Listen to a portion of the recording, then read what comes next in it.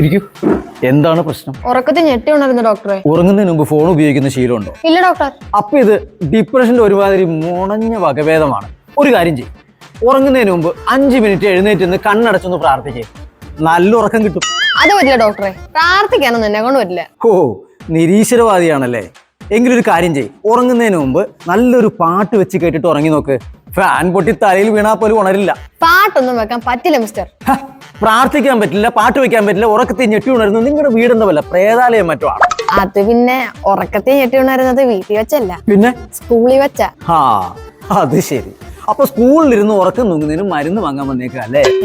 എല്ലാ പീരീഡിലും ഈ പ്രശ്നമുണ്ടോ?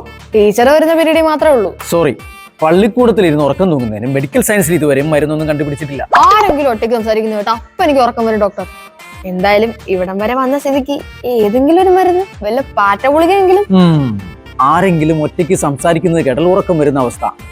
ഞങ്ങൾ ഡോക്ടർമാരുടെ ഭാഷയിൽ ഇതിന് ഒറ്റക്കോ സംസാര ഡിസോർഡർ എന്ന് പറയും. സാരമില്ല, നമുക്ക് മാറ്റിയെടുക്കാം. എന്റെ മുമ്പിൽ വന്നിരുന്ന ഡെമോ കാണിക്കുന്നു. അയ്യോ കണ്ടോ ഡോക്ടർ, ഇതാ ഞാൻ പറഞ്ഞു, ഇതിന് എന്തെങ്കിലും വരുന്നുണ്ടോ?